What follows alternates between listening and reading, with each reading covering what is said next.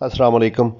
एक साहब की तहरीर पढ़ी और इसे पढ़ के लगा कि ये कहानी मेरी और आपकी भी है। वो साहब लिखते हैं कि मेरी ज़िंदगी की सबसे बड़ी ख्वाहिश जी भर के गाजर का हलवा खाना है। जब मैं छोटा था तो माँ जी से फरमाइश करके गाजर का हलवा बनवाया करता, लेकिन घर में गुर्बत के डेरे थे, लिहाजा अगर कभी गाजर का हलवा बनता तो मुझे इतना ही मिलता कि मज़ीद खाने की ख्वाहिश और बढ़ जाती। मैंने ज़िंदगी में तय कर लिया कि खूब मेहनत करूँगा और बहुत सारा गाजर का हलवा खाऊंगा। मैट्रिक में मेरे नंबर बहुत कम आए, थर्ड डिवीज़न के आसपास, और मुझे यकीन हो गया कि अब ना एफएससी में दाखिला मिलेगा, ना डॉक्टर बन पाऊंगा और ना बहुत सारा गाजर का हलवा खा पाऊंगा। हमारे घर के हालात नहायत मखदूश थे। एक वक्त का सालन 2 दिन तक और कभी कभी 3 दिन तक चलता था। हम कबाड़िए को चीज़ें देने की बजाय उससे ख़रीदने वाले लोग थे। घर में मेहमानों के लिए रखा जाने वाला छोटा मेज़ जो हमने कबाड़िए से 5 रुपए में ख़रीदा था, उस वक़्त उसकी एक टांग टूटी हुई थी, जिसकी जगह बाद में लकड़ी का एक टुकड़ा कीलों से ठोंक दिया गया था। यह टुकड़ा दीवार वाली साइड पर कर दिया गया था ताकि मेहमानों के सामने मेज़ की अच्छी शक्ल पेश की जा सके। गुर्बत के इस माहौल में गाजर का हलवा, और वो भी पेट भर के, नामुमकिन। मैट्रिक के बाद मुझे एफए करना पड़ा, हालांकि मैं डॉक्टर बनना चाहता था। अब्बा जी को जब मैंने बताया कि कॉलेज में मेरा दाखिला हो गया है, तो मैंने पहली बार उनके चेहरे पर एक खौफ महसूस किया, एक खौफ देखा। मुझे पता था कि वो मेरे सरकारी कॉलेज की फ़ीस अदा नहीं कर पाएंगे, लिहाजा उन्हें इत्मीनान दिलाया कि मैं पार्ट टाइम को छोटा काम कर लूँगा। अब्बा जी तो मुतमन हो गए, लेकिन मुझे कुछ समझ ना आया कि क्या काम करूं। हर काम के लिए कुछ ना कुछ पैसे दरकार थे और मैं खाली हाथ था। बिलाखिर एक पेट्रोल पंप पर रात की शिफ्ट में नौकरी मिली। तनख्वाह 900 रुपये मुकर्रर हुई। मैं सारे पैसे लाकर माँ जी के हाथ में रख देता और वो मुझे बुलाएं लेती, प्यार करती और उनमें से 200 रुपये मुझे माहाना जेब खर्च पकड़ा देती। उन्हें 200 रुपये में से कॉलेज के अखराजात भी अदा करता और बस का किराया भी। आम तौर पर लोगों को गर्मियाँ पसंद नहीं होती, मुझे भी नहीं, लेकिन गर्मियों के दिन जूं जूं गुजरते मुझे नशा सा होने लगता कि अब बहुत जल्द सर्दियाँ शुरू हो जाएंगी, मार्केट में गाजरें आ जाएंगी और फिर गाजर का हलवा बेशक थोड़ा ही मिलेगा, मिलेगा तो सही।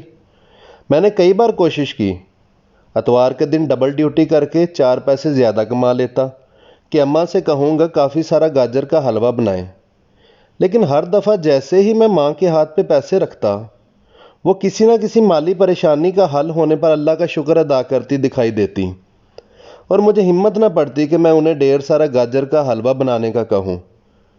अम्मा को भी पता था कि मुझे गाजर का हलवा बहुत पसंद है, लिहाजा वो किसी न किसी तरह सस्ती गाजरें खरीद कर हलवा बना ही लेती। लेकिन घर के अफराद की तादाद 8 थी और किसी को गाजर का हलवा नापसंद नहीं था। मुझे याद है, हम सब बहन भाइयों को गाजर का हलवा देते वक्त अम्मा हर दफ़ा मेरे हक में थोड़ी सी डंडी मार जाती थी। बज़ाहिर वो गाजर के हलवे वाला पतीला खाली करके एक तरफ रख देती थी, लेकिन मुझे पता होता था कि इसके एक कोने पे मेरे लिए 6-7 चम्मच हलवा अभी भी मौजूद है। लिहाजा जो ही सारे इधर उधर होते, अम्मा मुस्कुराते हुए मेरी तरफ देखती और देचकी में बचा खुचा थोड़ा सा मज़ीद हलवा चम्मच से खुरच खुरच कर मेरी प्लेट में डाल देती। एफए में भी मेरे को ख़ास नंबर ना आ सके, ताहम बीए में दाखिला हो गया। मैंने पेट्रोल पंप की नौकरी छोड़कर एक प्लास्टिक बर्तन बनाने वाली फैक्ट्री में नौकरी कर ली। यहाँ मेरी तनख्वाह 1200 रुपये मुकर्रर हुई, ताहम मेरा जेब खर्च वही रहा।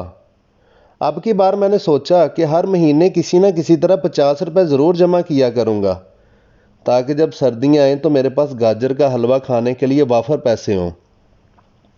इस 50 रुपये के लिए मुझे दोपहर के खाने की कुर्बानी देना पड़ी। मैं फैक्ट्री में हाफ टाइम के वक्त ढेर सारा पानी पीकर पेट भर लेता और भूख को ज़बरदस्ती बुला देता। कुछ दिनों तक मुझे इसकी आदत हो गई। मुझे याद है जब अक्टूबर का महीना शुरू हुआ तो मेरे पास 300 रुपये जमा हो चुके थे। मैं बहुत खुश था। हर रोज़ फैक्ट्री जाते हुए मैं रास्ते में सब्ज़ी वाले से गाजरों का ज़रूर पूछता। ایک دن اس نے بتایا کہ گاجریں آ گئی ہیں لیکن ابھی کڑوی ہیں، میٹھی گاجریں 1 ماہ تک آئیں گی۔ میں نہال ہو گیا، گویا اب میری دلی خواہش پوری ہونے میں صرف 1 ماہ رہ گیا تھا۔ نومبر میں جب مجھے تنخواہ ملی تو میرے پاس جمع کیے ہوئے پیسے 350 ہو چکے تھے۔ میں نے سوچا اگر 350 روپے سے گاجر کا حلوہ بنایا جائے تو یقیناً ہم سب گھر والے پیٹ بھر کے گاجر کا حلوہ کھا سکتے تھے۔ میں نے اماں کو تنخواہ کے پیسے پکڑائے تو ان کے حلق سے ایک آہ نکل گئی۔ میں چونک گیا۔ پہلے تو وہ ہمیشہ تنخواہ کے پیسے دیکھ کر خوش ہو جایا کرتی تھیں۔ اب ایسا کیا ہوا؟ پوچھا تو کہنے لگی، تمہاری بہن کے رشتے کے لیے جس جگہ بات چل رہی تھی انہوں نے ہاں کر دی ہے، لیکن وہ لوگ دسمبر سے پہلے شادی کرنا چاہ رہے ہیں۔ ہمارے پاس تو کھانے کے پیسے نہیں، اتنا سارا انتظام کیسے ہوگا؟ میں ساری بات سمجھ گیا تھا، لہٰذا اماں کو تسلی دی کہ خدا بہتر کرے گا۔ اگلے دن میں نے فیکٹری کے مالک سے ایڈوانس کی بات کی۔ خدا ان کا بھلا کرے، وہ مان گئے اور 5000 روپے عنایت کر دیے۔ کچھ پیسے اماں جی نے بھی جوڑے ہوئے تھے، لہٰذا انتہائی سادگی سے بہن کی شادی ہو گئی۔ میں BA سے MA میں آ گیا۔ تنخواہ اگرچہ بڑھ گئی تھی لیکن ہر ماہ 300 روپے ایڈوانس کی مد میں کٹ جاتے تھے۔ اس دوران کئی سردیاں گزر گئی لیکن پیٹ بھر کر گاجر کا حلوہ کھانے کا خواب ایک خواب ہی رہا۔ MA کے بعد مجھے ایک بڑی کمپنی میں مینیجر کی نوکری مل گئی۔ تنخواہ میرے خواب و خیال سے بھی بڑھ کر 10,000 روپے مقرر ہو گئی۔ میں نے اسی تنخواہ سے بہنوں کی شادیاں کی، بھائیوں کو پڑھایا اور اپنے لیے موٹر سائیکل خریدا۔ بہت سارا گاجر کا حلوہ کھانے کی خواہش اب بھی میرے اندر موجود تھی، لیکن مصروفیت اتنی بڑھ چکی تھی کہ صبح کا گیا رات کو گھر آتا اور سو جاتا۔ میں چاہتا تو مٹھائی کی دکان سے بھی گاجر کا حلوہ خرید کر کھا سکتا تھا، لیکن مجھے گھی والا حلوہ پسند نہیں تھا۔ اماں دودھ اور کھویا ڈال کے جو حلوہ بناتی تھیں وہی مجھے پسند تھا۔ پھر قسمت نے اپنا دوسرا رخ بھی دکھا دیا۔ اماں ایک دن چارپائی پہ لیٹیں اور اگلے دن قبر کی نظر ہو گئیں۔ ابھی اس صدمے کی شدت کم نہیں ہوئی تھی کہ 1.5 سال بعد والد صاحب بھی چل بسے۔ آج میرے پاس روپے پیسے کی ریل پیل ہے۔ میری بیوی بالکل میری ماں جیسا گاجر کا حلوہ بناتی ہے۔ میرے بیٹے بیٹیاں بہت شوق سے یہ حلوہ کھاتے ہیں، لیکن میں نہیں کھا سکتا۔ میں شوگر کا مریض ہوں اور ڈاکٹر نے مجھے سختی سے میٹھا کھانے سے منع کیا ہوا ہے۔ جب کچھ نہیں تھا تو میں گاجر کا حلوہ کھا سکتا تھا، اور جب سب کچھ ہے تو گاجر کا حلوے کا ایک چمچ بھی میرے لیے زہر ہے۔